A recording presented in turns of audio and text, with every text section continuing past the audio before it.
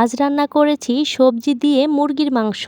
একদম সহজে এবং খুবই কম সময়ে সবজি দিয়ে খুবই মজাদার একটি রেসিপি করা সম্ভব। আপনার বাচ্চার খাদ্য তালিকায়ও এই রেসিপিটি রাখতে পারেন। এই রেসিপিটি ছোট থেকে বড় সবার স্বাস্থ্যের জন্য খুবই উপকারী। এখানে আমি গাজর এবং পেঁপে সবজি ব্যবহার করেছি।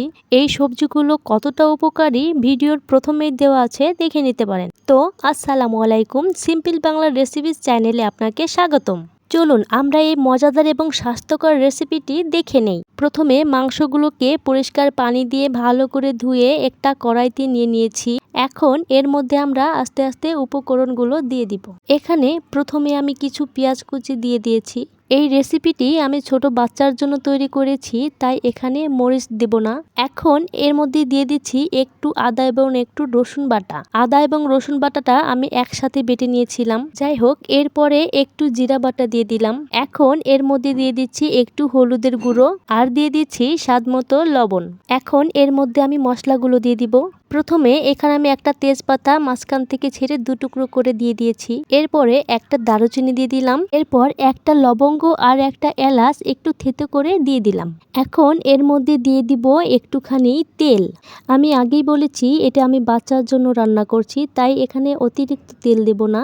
হাত দিয়ে একটুখানি তেল দিয়ে দিলাম। সবগুলো উপকরণ দেওয়া শেষ। এখন এগুলোকে হাত দিয়ে ভালো করে মাখিয়ে নিতে হবে। আমি যেভাবে রান্না করছি এইভাবে শুধু বাচ্চার জন্য না, বড়দের জন্য যদি রান্না করেন একদম হাত চেটেপুটে খাবে।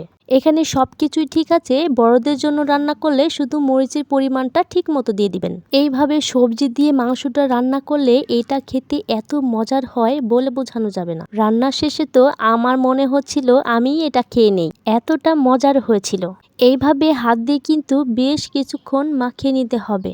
একটু ভালো করে না মাখালে এটি কিন্তু স্বাদ হবে না। এটি বেশ কিছুক্ষণ মাখিয়ে নেওয়ার পর এর মধ্যে একটুখানি পানি দিয়ে দিবেন। বেশি না, আপনি হাত ধুয়ে একটুখানি পানি দিলেই হবে।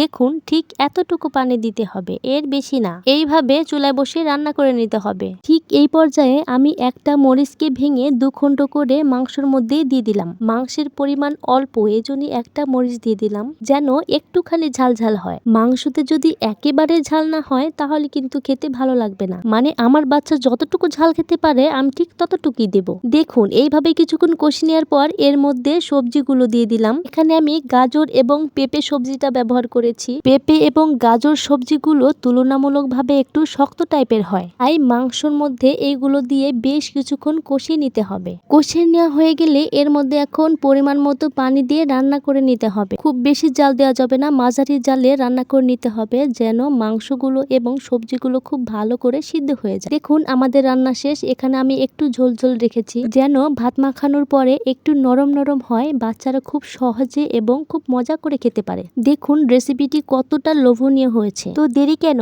আজই বাসায় এই মজাদার এবং স্বাস্থ্যকর রেসিপিটি তৈরি করে ফেলুন।